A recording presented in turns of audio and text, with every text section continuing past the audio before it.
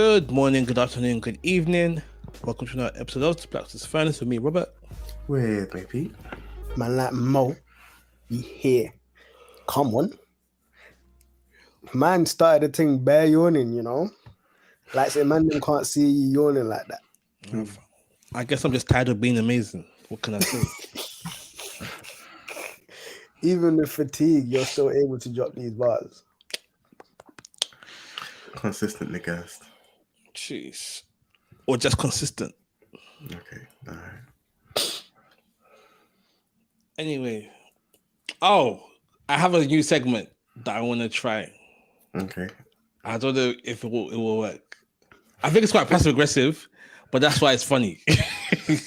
This guy creates a whole new segment and doesn't let the man them know. He's just bringing it up on us, you know.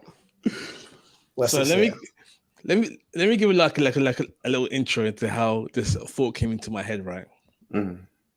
So this afternoon, I sent a message in the group. Oh, guys, we were recording tonight. I said, yeah. But before I had a couple of hours before, Moses had put something in the group, and no one had replied to anything. No, like that. You man are pagans like that. So what I thought we would make a great segment is anything that gets ignored in the group in the week, we will view it on the podcast together and then decide whether it was worth ignoring or not.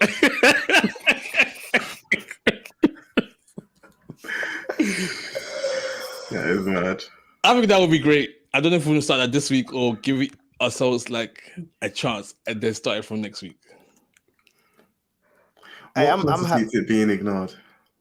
No one responds to it. Yeah, no one responds to it. If someone responds to it, if one person out of the you're two, safe. You're safe. Okay. Cool. Be it a video, be it a meme, be it a link, whatever it is. Bro, the maddest one would be if it was a voice note expressing your heart and then no one responds to it. But they play it online, okay? Yeah, you have to play it online. That's mad. Cool. We'll start that from next week, okay? I'm just gonna throw it out there. That's okay? Mad. And I'll be keeping records so that I can have them ready. Okay? You guys, you've been warned. If you man send a voice note, I am not responding. You play the thing live. I'll listen to it. You're gonna see those double blue ticks. Listened, yeah, all of that. I ain't responding to it. Does it count? Does it count if you listen to it but you don't respond? Yes. Yeah, because all the links I presume we've seen, we just haven't responded. Yeah. Okay. Cool. All right, that's great. That's set up for next week. Sorry. What's your second? I think it was me, innit? No, you were in the hot seat last week. You were in the hot seat last week. That means it's me. Yeah. Moses, do you want to go first? Because my brain is still working. Bro, my brain is ticking, boy.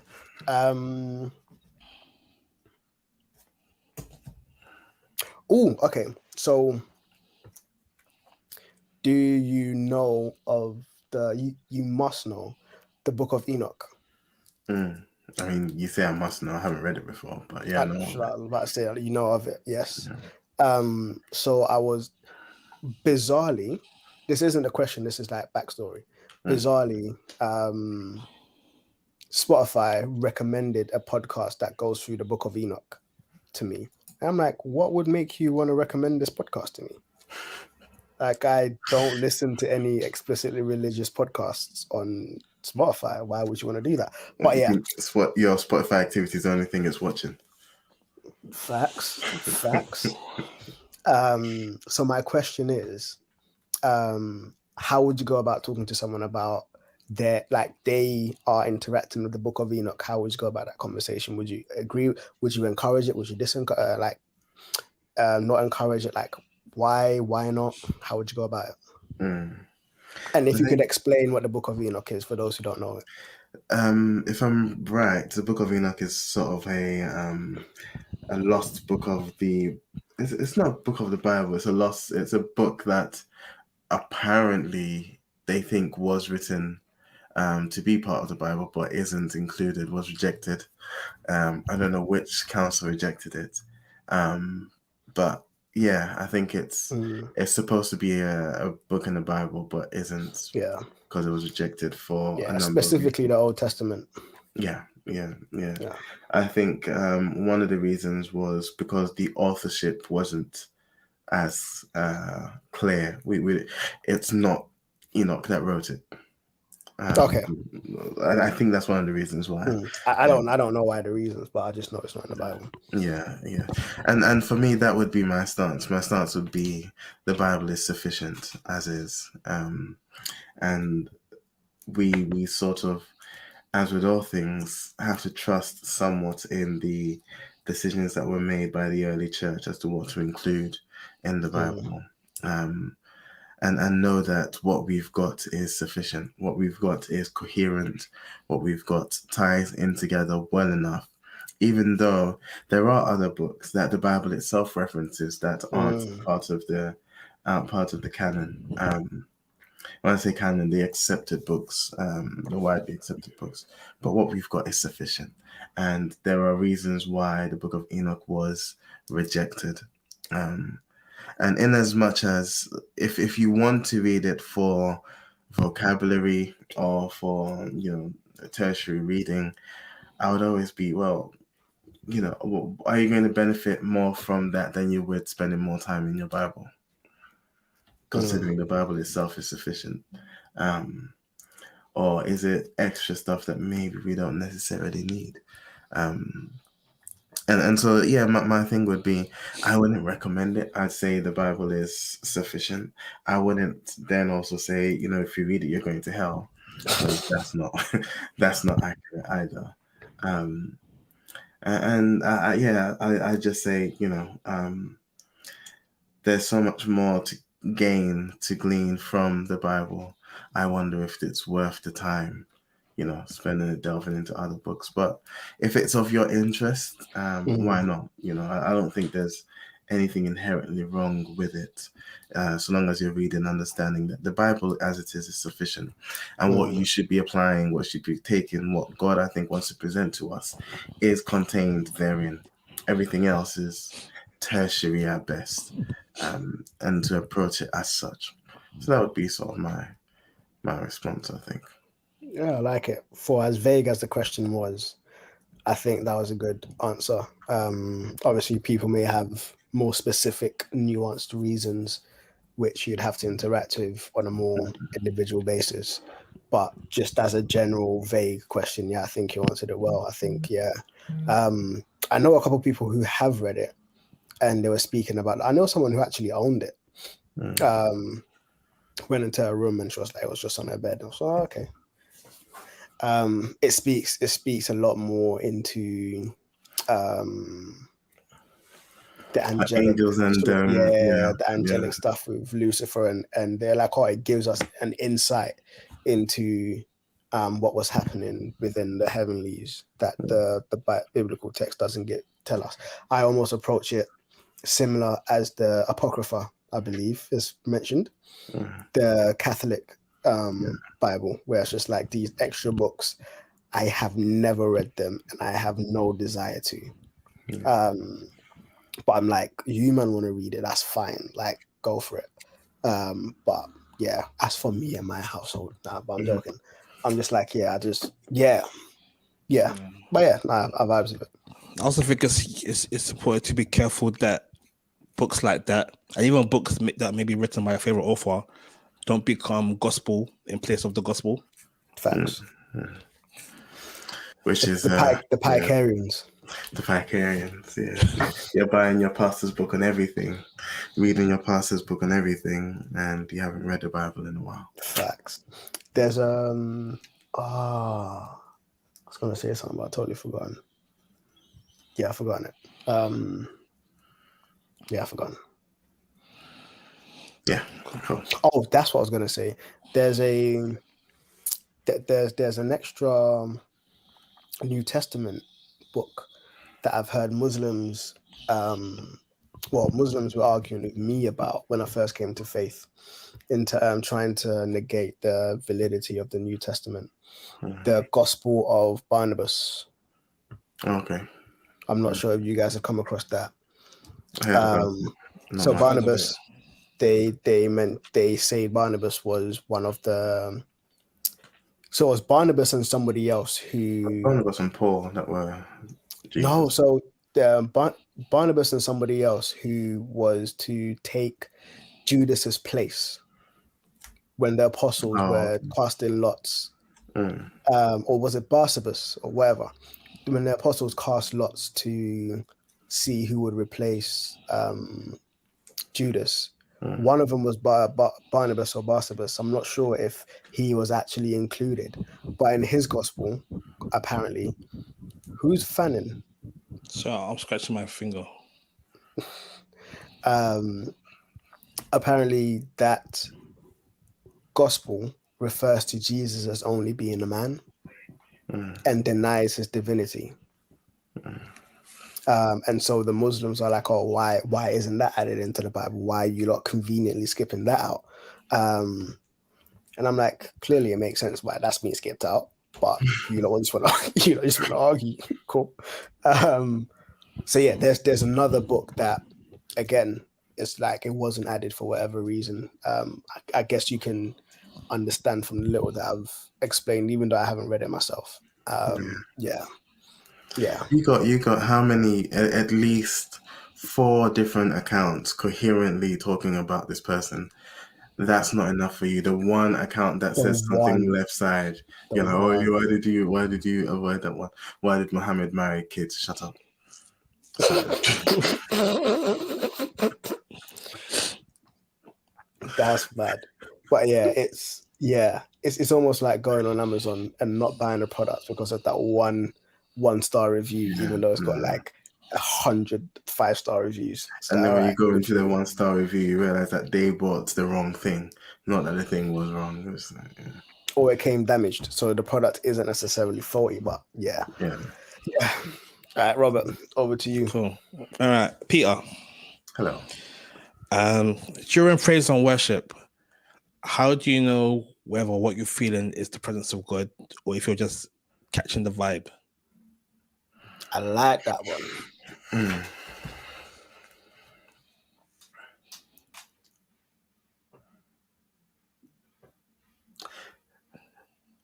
There's several elements to this. I think the first thing that comes to mind is it doesn't matter. That's something I need to know, is that it doesn't matter. And I think there's a level of maturity that then removes the need for sensationalizing worship and the worship experience. It doesn't have to be, you know, it doesn't have to be all those things. It doesn't have to be all of that for God's presence to be there. Why? Because God's presence isn't predicated on those things. It's not predicated on you got great worship or you've got a great sound stage or you've got, the lights in the right direction, whatever. All of those things end up being sensational. They end up being in our senses, as you said, they end up being artificially creating the vibe. And I think it's important to know that that's not the point of it. And so that's the first thing that I think a mature Christian should realize is that's not the point. The difference between what you're feeling and God's presence, I think, again, does come with maturity. And it does come with being familiar. And actually, I also think it's worth clarifying that, and as much as I'm saying that's not the point, it's not then to say you shouldn't feel anything. You're worshiping, you're looking at the solution to every problem. You're adoring and magnifying a source or a person that's worthy of the adoration and magnification. So that will intrinsically sometimes or more often than not trigger certain emotions because it's an emotional activity. Fair enough. I'm saying I guess I'm more addressing immediately the need to chase that and then to say, oh no, your worship wasn't powerful because I didn't feel something. Like, nah, that's not the point. Yes, regarding knowing what I feel and knowing the presence, I think comes down to the individual's maturity. We're supposed to be able to worship. We are supposed to worship in spirit and in truth. Neither of those things require any of the things that build the vibes, if that makes sense. Spirit and in truth worship is spiritual and rooted in truth that you will find in the word. And so I think it will come down to that. It will come down to recognizing that, and as much as it is an emotional activity, and as much as it is something that I can get involved with my senses, the point of it should be that I am worshiping him spiritually, in the spirit, and in truth, in things that are rooted in truth. So I'm not, whatever you're doing, whatever you're doing during worship, if you are imagining, I don't want to actually even put anything down. I'm not going to do that. But whatever you're doing during worship, if it's not in spirit and it isn't rooted in truth, then it's just vibes. So that's, for me, is the marker. And I guess that would then flesh itself out in some of the lyrics that are, being used, and it will flesh itself out in how much attention is paid to actually magnifying God and not magnifying the worship leader or the instrumentalist or the light show that's going on. All those things end up building the vibe. And for maybe less mature Christians, for younger ones, those things help. And even for more mature Christians, it helps when it's really good worship, or when some person singing doesn't sound like they've got, a frog down their throat, and they're ruining all the harmonies. All those things definitely help, and at the very least, they don't end up being distractions. But those things shouldn't be chased and shouldn't be required to worship in spirit and in truth. Those things end up being, I think, at the most genuine, just a worship singer, a worship leader who is striving to give their God their best worship. And so they've put in the work to do that. And that comes out with them singing in incredible harmonies and all of that. And that's them worshiping God to the best of their ability. And that's fine. And again, that will add to the vibes. But where those things are chased, I think you miss the point. And I think when you're chasing those things, then you are veering down the path of vibes and wanting a feeling, as opposed to worshiping in spirit and in truth. That's good. I remember when I used to lead worship at Salvation Army, like my metric as to whether it was good or not was whether the worship led to spontaneous prayer. I was like, oh yeah, they caught it. I mean, that's a good indicator. It is. It funnily enough, it is. It really is. It's a good one. In as much as I feel, from knowing you, that there's part of your ego involved in that, it is a good indicator, definitely. Hey, I've matured. Wow. It's like I would definitely say there are production values that go into worship sets that induce a feeling, even if the people aren't worshiping. There's this production value that may be more akin to some churches. I'm not going to mention names, where there's like there's like I was gonna say something, but I might get someone in trouble. So yeah, there's like the smoke machine, the fogs, the lights, like everything, and even like I think there's been a psychological research done that indicates that when there's certain frequencies hit, it induces certain emotions. And so if everything is kind of tuned into that, then it's easier to kind of induce those things. I do like your notion of just like, if there's spontaneous worship. I would also say there's a lot of idolatry around the sensationalism of worship. Oh yeah, our worship is lit. Like we did this, or we had gold dust coming from the roof. Have you had gold dust before? I went to worship and I came back with a gold tooth. Because that's the point of worship. And I know someone with that testimony, and I'm not trying to knock his testimony, but that's almost like his mountaintop moment. And I'm just like, that really isn't a mountaintop moment. It's a great experience, but it shouldn't be a mountaintop moment. But yeah, one thing that I would add though, in what Peter mentioned in terms of God desires worshippers to worship him in spirit and in truth, I do believe that spirit and truth engulfs the whole of who you are. And so it wraps up your physicality, it wraps up your intellect, it wraps up your emotions, it wraps up the entirety of who you are. And so again, it comes back to like surrender. You get into the space of total abandonment to the awe and majesty of who God is. And you're in this space of almost non-regard of yourself, in awe of who God is.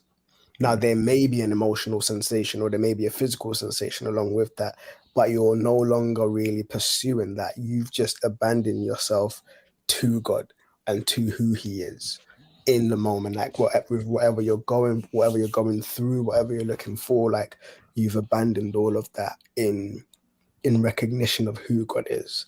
And that's almost like not a practical way, but one way in which I believe it ought to look, almost like the ideal in worship, where it's like we seek to get to this space of just being in awe of who God is, in total abandonment of who we are, but even who we are being wrapped up into that, where it's just like, yo, this is the God who loves us, who we serve, who has called us by his name, who sent his son to die for us. Like, yeah, all of that just wrapped into it. And that not being something that you just do with your head or your heart or your body or your voice, but it's the entirety of who you are being offered to God in that way. Yeah. Cool. And I think I might just add, don't get caught up in watching what other people are doing and thinking, wow, why do they look like that they're having so much more fun than I am? You know, it's a very personal thing between you and God. And yeah, if someone's crying and you're not crying, doesn't mean that they're feeling it more than you. You know, everyone's good. I mean, they're crying, you're watching them cry. Someone's doing something better. Someone's doing something better, yep. Yep. Oh. Don't watch me, watch God. Cool. All right, let's get into today's topic. Did you guys watch the funeral on Monday? Nope.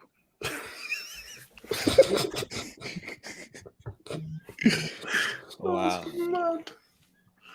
Bloody anti-monarchists. I'm not anti, I just don't really care. This is the thing, it's more it's not. I was actually watching Zootropolis. Okay. That's a good movie. It is. I was actually trying to recover from being sick. So yeah. I was watching Zootropolis. We started watching Inception and then we switched over to Zootropolis. Yeah, we went over for a family dinner. And the in-laws wanted to watch it, but everyone vetoed them out of their own house. It's like, nope, Zootropolis. Yeah. But the dopest thing is, there was a black girl who led the prayers for the nations, yeah. And that's one of the girls that I really power with. So yeah, it was dope to. What do you mean if I you didn't power watch with them? So it's like she's part of like my circle and stuff. You know the person? Yeah. Like personally? Yeah, like personally. Oh, okay. Wait, who's this? The girl that led the prayers for the nations. Yeah, at the funeral. Does she have a name?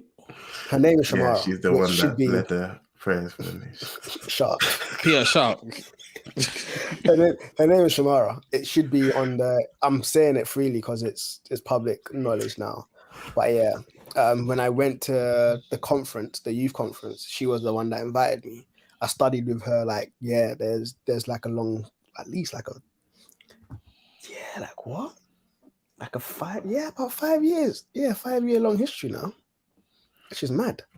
So yeah, it was dope just seeing that and then just seeing that blow up on her Instagram. I was just like, go on, like, yeah, you're doing stuff. Nice. Yeah, I was going to challenge her on why it mattered that she was a black person, but given you know her personally, actually, that's fine. I mean, she can still challenge it. I Oh, no, have no, an no, answer. no. In just that you know the person. I was going to say, like, why does it matter if you didn't know the person? It's like the only thing that mattered to you for the funeral was that a black person led prayer for the nation. Facts. Like, Facts. why does that matter? Facts. Nah, if you know the person. Black power. No, I'm joking. Well, I watched. Did you watch I watched it, it. Robert? Yeah. I watched a bit of it. Right. I watched. I can't remember how much I watched. Why did you watch it? If you don't mind my asking. Andrea wanted to watch it. Okay. And so I watched it. And it was funny, you know, when they started singing "God Save the King," they panted Charles, and I swear down his mouth twitched a little bit. You could see you could see the smile trying to come out. I was like, "No, I gotta affirm it." I'll tell you what I did notice, because Anita was watching it. Yeah, I didn't care. What I did notice was how bad the British Army or the Royal Army, whatever, their marching is. Like, they can't march. They can't march for anything. They're walking. They're not marching properly. Like, you watch Ghana Independence Day, you watch the school kids march past, and they're marching with much more precision. Their drills are so much cleaner than what they're doing there. But yeah. It's a shame. So anyway, funeral happened, and we had a whole bank holiday, but couldn't go anywhere. So like, what's the point of the bank holiday? Why couldn't you go anywhere? Everywhere was closed. The shop. Oh, yeah. Out of respect. I was fully planning to go back here. My Amazon delivery came the day after. I'm like, Amazon didn't work on them. Are you raw? Yeah. But you've got to understand, a lot of it was a economic decision. Because if you're the one company that doesn't do it, oh, what, you don't care about the monarchy? Yeah, okay, we're gonna boycott you, sort of thing. So yeah, but no one really cares about the monarchy. Evidently they do. How many people turned up for long-term gain? Yeah, how many people turned up, bro? No, but the people were waiting in line for like hours and hours. Apparently, that's the whole shit. Apparently, the longest was a 24-hour wait. Like literally 24-hour wait to see her lay in the States or something. Bro, people clearly do care. I saw this one article that spoke about this woman said, I queued up twice. Yeah, again. Why? She didn't finish. You saw the body. And you didn't even see the body. And you saw the casket. You saw the casket. And then you went back to see it again. Yeah, I can't get my head around that. I can't. Did you go to your father's funeral? I remember watching one video where I think it was like a couple who were like one of the last people to like see the casket. And like, oh, this is like the greatest day of my life, even better than the birth of my kids. Bro, if I was that person's kids, yeah? If I was that person's kids, you see your funeral, yeah? I'm burning your ashes. I'm just scattering it down burning the ashes. That's yes. Yes, I'm burning the ashes. Scattering that in the Thames. Like, what? That is just mad. Who's vibrating? It's Peter. Sorry, that was me. Yeah. Okay. Anyway, it was nice. The crown was looking very stolen with the jewels and the gold on it. Yeah, it was a nice service, it must be said. And then this week, I think I was watching Good Morning Britain or something like one of those shows, and they were talking about how King Charles, he ain't no king, Queen Lizzie for life. Talking about how he wanted his coronation to be like more stripped down, because he understands, UK is going through cost of living crisis, and he didn't want to be spending all this money whilst the British people were going through strife. My thing is the extra money that you're not going to spend is not going to go to the people anyway. Yeah. And you're probably going to spend it on the after party where that no one sees. Yeah. But yeah. Anyway, so they had these two guests on discussing whether or not it was a good idea for Charles to have a strip back thing. And then one of the ladies was talking about how he should go all out because it's tradition. You know, it's coronation tradition. What did she say? She said something I can't remember. But then it made me think about the traditions that we have within Christianity and whether all of them are good or whether there are some that maybe we should chuck out the window. And maybe there are some that we need to start, you know? And, you know, I was thinking of traditions like, what do you call a tradition? Well, I guess you could say like doing like the Christmas story, the like nativity at Christmas, that's the tradition. Doing Easter, the resurrection story around Easter. Even the way we do church services, you know, ending with what's it called? Benediction. No, not the benediction, the other one. The grace. The grace, you know. What kind of demon is living in you that has a problem with the grace? No. I'm just saying that it's like become tradition where like it's almost something that happens. It's just something that happens almost Man like. said, no, hold on. We can't skip past that. We can't skip past that. Man said, what kind of demon is living inside? And to be fair, I didn't say there was anything wrong with the grace. Oh, bro, that's your demon overcompensating.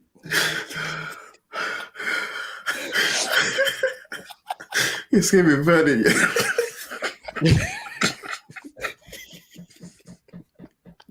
Oh, there's tears coming.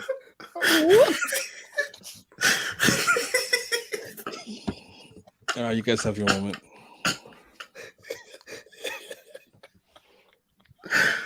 I'm sorry. So we're praying too much here. It's not. I didn't even say it was a bad thing. I'm just saying that it's become something that's almost like second nature. Do you know what? Yeah, it's how we got to that statement. It's like, oh. Okay. I'm composed.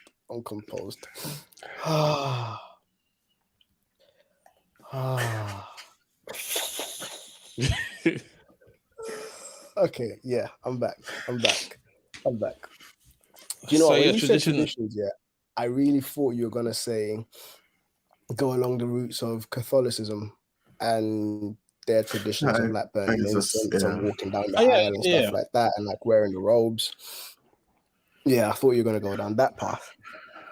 Oh, we could go there as well. I was talking about like traditions in general. So like Lent and Christmas and Easter and all of them things there.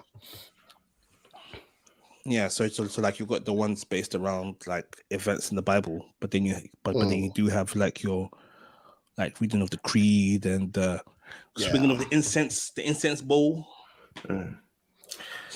So I can't speak much for sort of church history and the traditions that have come out specifically of that. What I can speak to is the fact that a lot of stuff like the festivals and stuff like that, especially in the Bible, were given so that people don't forget what God has done. And they were given sort of to remind people and draw their attention back to their God. And so even though those things were built in and became tradition, as it were, there was a very specific reason. And actually, when the people of Israel stopped observing those traditions, their hearts were very easily turned away from God. So there was clearly a reason why. I think we end up doing that. We end up building traditions around things that mean something to us, or things that take us back to something. We have birthdays to remember the day of birth, like and it's not Christian per se, but it's like we do certain things. We have anniversaries and other things to commemorate milestones because we're sentimental creatures that can do that. And so I think that those things have sort of filtered into church, which is a group of humans, is unsurprising. What I think I will say to address your question is I think we need to constantly be aware and be have the presence of mind to recognize when some of these traditions are no longer necessary. So I can speak to sort of the Church of Pentecost, and I'll call them out because actually I think this is a good thing. They were super big on males sit on one side, females sit on one side. Females don't wear trousers. You cover your head and all of that. And that was very Ghanaian, a very Ghanaian tradition, or at least a tradition that played very well to the conservative Ghanaians that formed the infancy of that church. After a while, especially once they started to spread and they come to European countries and stuff with that church, they recognized those were traditions that were not necessarily even particularly useful, but that played to where the church started and to that group, but doesn't apply and isn't necessary for everyone else. And they very, somewhat reluctantly let those traditions go because they weren't biblical. They were more cultural things that didn't play to the culture that they were in. And so that, I think those sort of things, when we're able to take a look at ourselves and we're able to sort of rightly judge ourselves, we can identify where some of these things have just become cultural traditions or cultural traditions or things that we do out of convenience or whatever, that we can then say, okay, this is no longer necessary. This isn't serving the purpose that we put it in place for. And then we should be able to let those go. Whether I think the grace is part of that, I don't know, but yeah. Well, okay, Yeah. I'm trolling. Oh no, but no, but even then, like things like the grace, things like the Lord's Prayer, I think that it's very easy to just go through the motions and like rattle it off without like really thinking about what it is that you're saying. Yeah. And so is it even effective? Like, are you even remembering, or are you just saying the words that you have remembered? Can I address that quickly? Because I know, Robert, you haven't spoken and Mo hasn't spoken, but I quickly want to say that the solution or the idea that doing something repeatedly can somewhat make it lose its value isn't remedied by not doing that thing. I've heard stupid arguments, that, oh no, don't be so nice every time you see me because then it'll lose its value. So I should not be nice sometimes, and just like you're reminded that I can be nice. Keep your toes. No, that's not the thing. I think the thing is rather to emphasize those things. That the Lord's Prayer, I think, a very good template on how to pray. We should rather, from time to time, remind ourselves of its significance, or the significance of the words and the sort of stages it goes through as pertains to prayer. Not to then just say, oh, we say all the time, is it effective?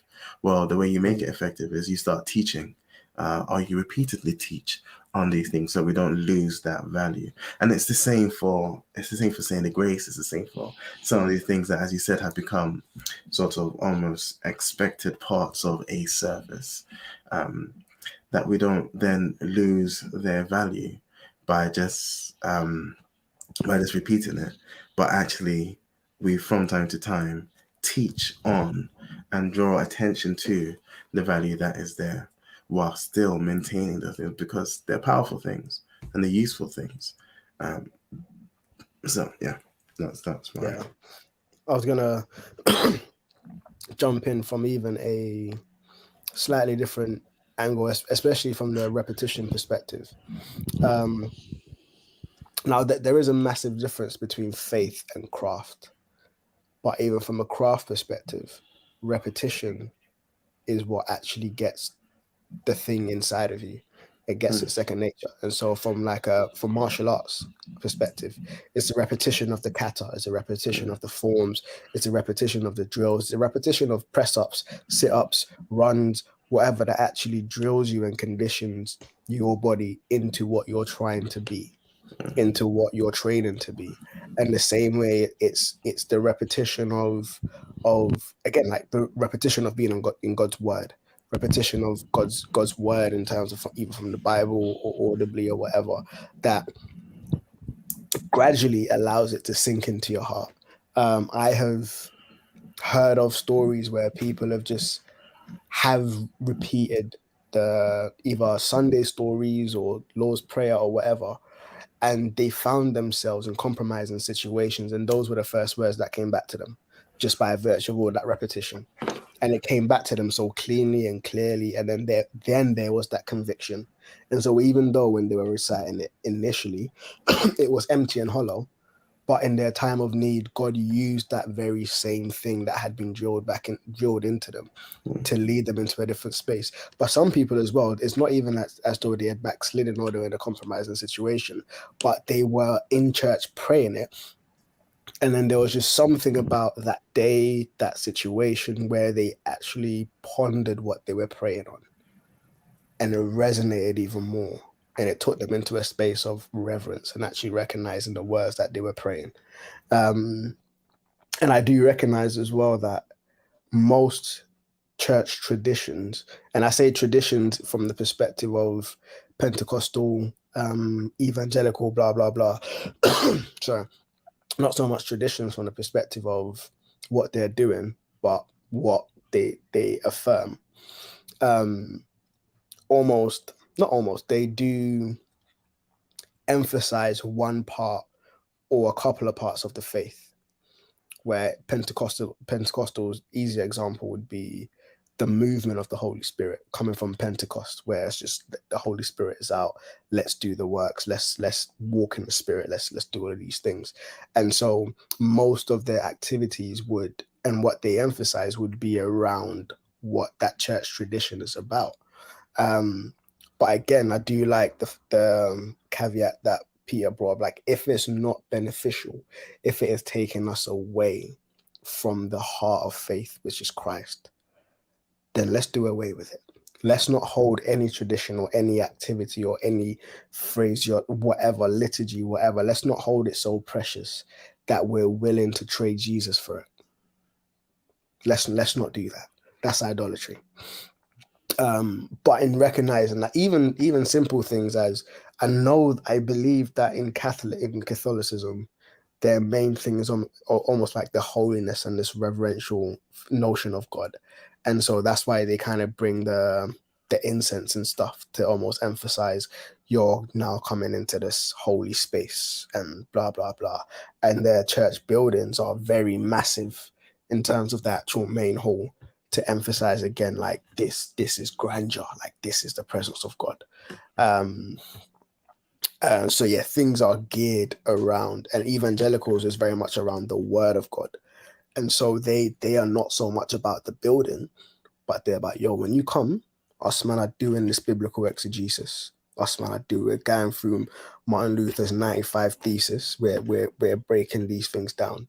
And that's what their services are geared around. And so that there is a history and there's a lineage and there's a reason why they are where they are. But that reason should never trump what God is doing, and where he's trying to lead them. Yeah. That's good. What do you think about traditions and stuff like that in the church?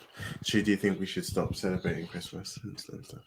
No, I think that before I get into that, I just wanted to say that a tradition that I do miss partaking in is making Christingles. Making what? Christingles. I don't know. I didn't know about them until I got to the Church of England. Yeah, it's a Church of England thing. So like you take an orange, and then you stick a candle in the top of it, and then you got like like toothpicks. You put it inside the orange, and then you've got like little jelly babies that you put in it, and then there's like a ribbon that goes around it. It's got a whole meaning. So the orange is the world. Yeah. The ribbons is like the blood of Jesus. The candle is him be the light of the world. Yeah, light of the world. And then the jelly babies. The jelly babies are the people. So it's like Jesus' blood is the light of the world. Like Jesus is the light of the world, and his blood kind of wraps the world and stuff. So it's symbolic. On the toothpicks, like literally stabbing the jelly babies. Yes, yes, they are. Just like Jesus stabs us through the heart. With conviction.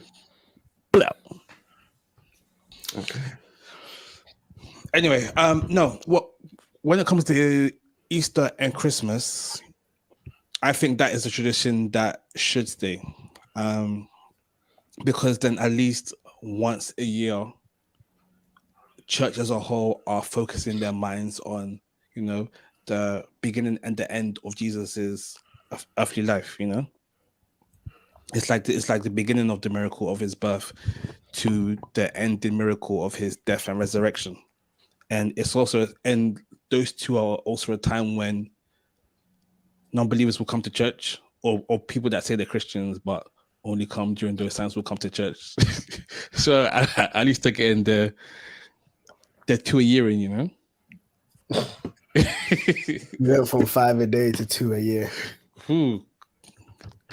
By any means. Yeah. And yeah, like I think that it would be nice if you could talk about the birth of Jesus any time of year. But I think having it in a specific time, it helps people to remember. Like you guys are saying, and like remembering is good, you know. Even if you can't remember the intermediaries, at least you remember the beginning and the end. Yeah, I really, in terms of like Lent, Epiphany, Pentecost, all of those stuff, I think Epiphany is Pentecost. I think it is Pentecost. I have vibes with it, even though I don't adhere to it. I've never done Lent. I had my vicar like, oh yeah, I'm doing Lent. I'm like, good for you.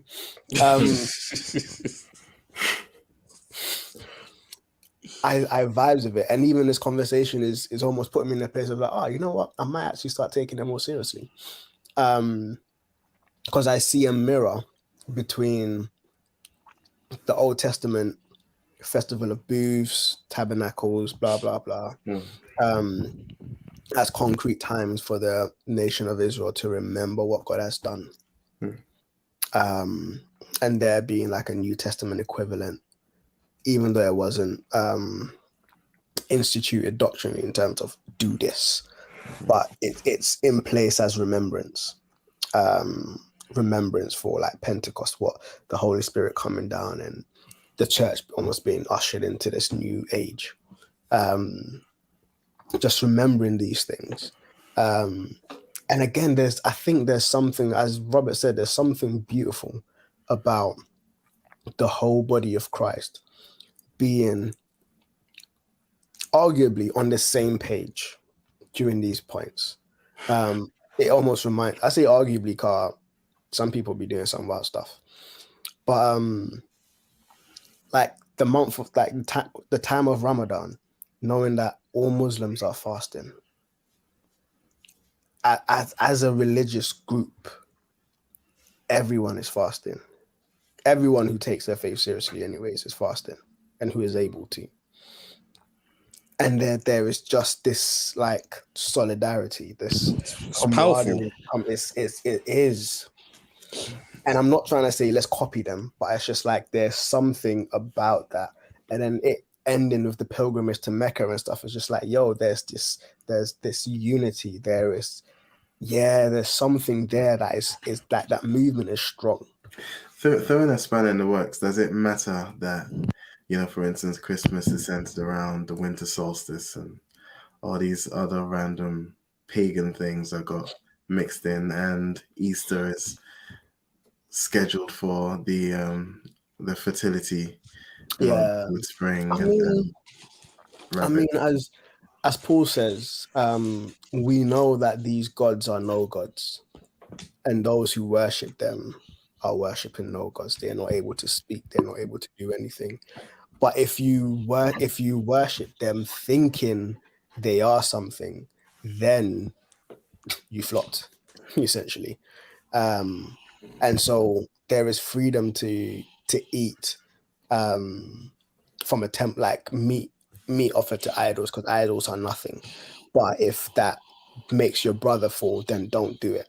And so I feel like there is this room to navigate in that I am not celebrating the fertility god as I'm banging through Easter. Well, Like, you're I'm not doing buying that. Easter eggs, I mean, they're for the kids, yes. bunnies, Bunny obviously is fertility and that.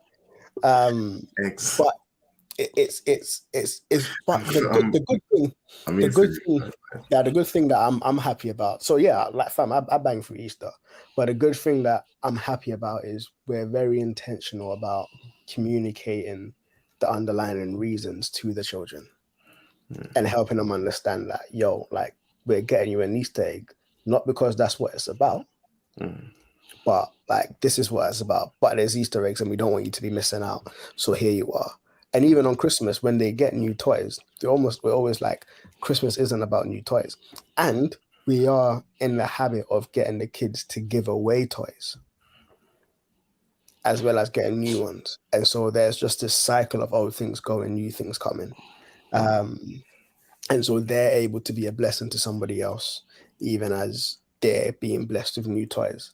So there is that cycle. I'm not trying to be like, oh, humble brag, but just being very intentional around helping them recognize that the gifts that they're getting isn't the purpose or the reason behind this. There's something much deeper. This is just, it's happening in the world and we don't want you to miss out. But there's something deep and we hope that resonates. Yeah, and I'm reminded of how like Paul would use points of reference that the people who he was preaching to would understand. So he will start with what they knew, and then bring Christ into it. Come on. And then for which would make it easier for them to bridge the connection between the two. And then in the same way, I feel like Christmas and Easter and other things can do that. I think it gets a bit too far when people be trying to be having praise parties on Halloween and stuff. It's okay. But isn't the origin of All Hallows Eve Christian though? Yeah. And yet somehow the world has corrupted it. Yeah, so you're taking it back. Take it back with your praise party. Come on. It's so I know that churches would have a light party where you come just the saints and prophets only. No, the one that I saw, they were in all 70s with like the neon stuff with glow sticks and all sorts. They went. How is that much better? But I know that in the I believe it's Mexican, it might be Latin American, it might be just the general Latin America. Have you guys seen the film Coco? No, but are you talking about Day of the Dead? Yeah. And stuff like that. Yeah. So there's a Night of the Dead where there's crossover and stuff like that. And I believe that this is where it kind of comes in from. All of these things kind of mesh. But I know that there's a Christian thing on the same day. It's just all mixed up. So Halloween is just, I wouldn't do Halloween.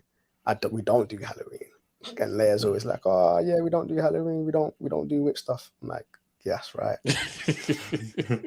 That's right. I used to bang Halloween, bro. I've never done Halloween, boy. I've never done Halloween, boy. I don't know, when I was super young, I went as Fred Flintstone for some reason. Hey, who? I saw this one picture, yeah. I saw you went as Fred Flintstone. What black Fred Flintstone? I had a club and everything. Just playing in stereotypes. All you Africans, just your cars have no engines. You use your feet to drive. There was this meme on Christmas where people were giving out Scotch bonnet peppers as their Halloween treats. Yeah, that's not health. That's not safe, man. So the kids, there was just a bowl of it outside. Yeah, help yourself. Kids were That's young. mean. Yeah. That could get you sued. I'm sure that can get you sued. Because they didn't have to take it. You didn't have to. That's It was not their fair. choice. Nah, that's mean. I would That's dip it in mean. chocolate. Come looking like a Malteser.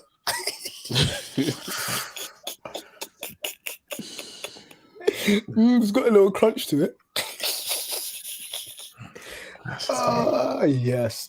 Yeah, so I vibes with the different festivals. I think anything humanly speaking can become an idol. I mean, even the bronze serpent that Moses created became an idol. Gideon created a statue for himself that became an idol. Like knowledge has become an idol. People's ability to be able to do signs and wonders has become an idol. Like everything and anything can be an idol. And so with everything that we pursue or we place emphasis on, even if it's worship, imagine worship as an idol. Yeah, I worship God in it. I do this. Like what? So everything and anything that we place emphasis on, we need to ensure that there's this constant heart posture of this has been like below God, like God is up here and everything else is beneath. Which includes tradition, rightly so should include tradition. And everything that we do to remind ourselves of God doesn't replace God. Or even fight for his position. What was that? What do you say? I said or doesn't fight for his position. And I think that's an issue that the Muslims have with Christians, because they're like, as soon as you place anything or anyone on the same level as God, you flopped. And so they're like, for us to say Jesus is God, we flopped. So that's why they're not willing to entertain that conversation, because they're like, yeah, as soon as you place anything, like they say the Lord your God is one, do not place anything beside me. As soon as you place anything beside me, you've missed the mark, you've flopped, you've deviated. And so to say Jesus is God, you've missed the mark. I'm not going to entertain it. Jesus is not God. God is God. Yeah. Cool. Salam alaikum and thing.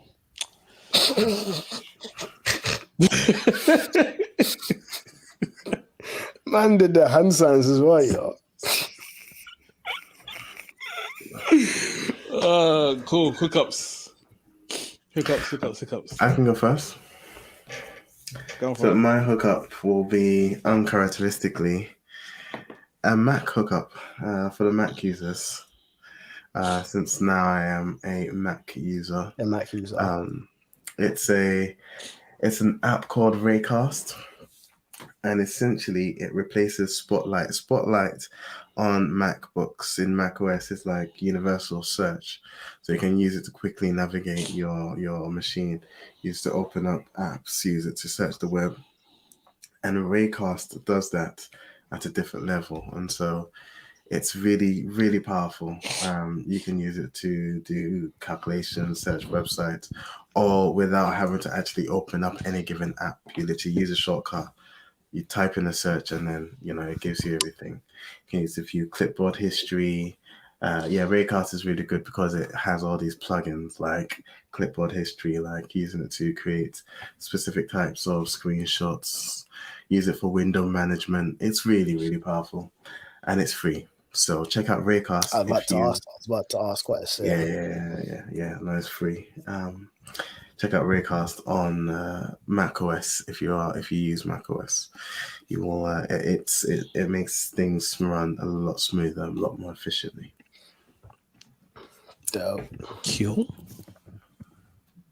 Want to go next, Moses? Yeah. I'll do my thing. So my thing is very simple. The same as last week. Pre the Instagram. Something's about to drop. Yeah. H Muse H. Pre the Instagram. This week, something's about to drop. So pre the Instagram, please. Yeah. Yeah, that's it. What does the H and the H stand for? Head and heart. Head and heart.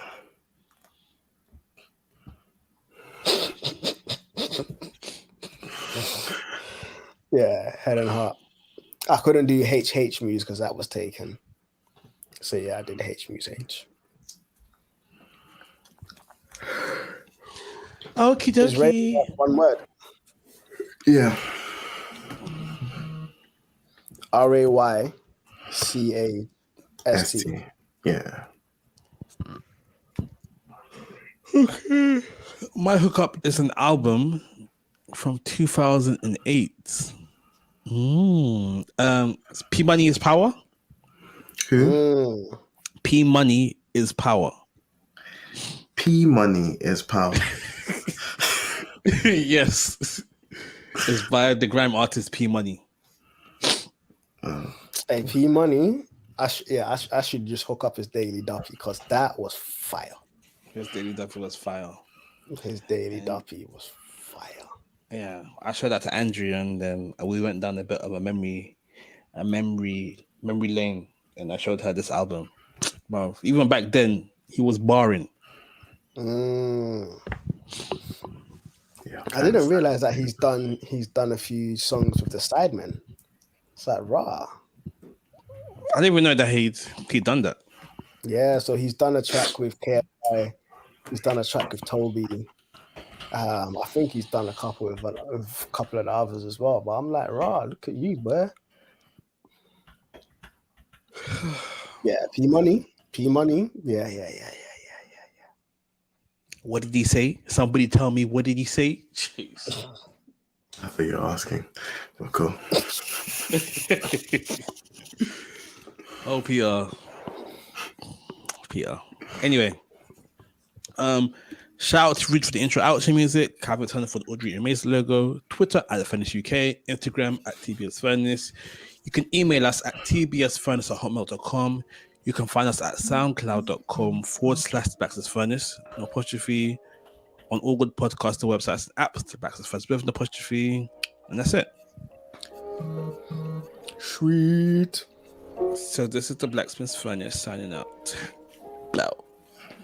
No, again.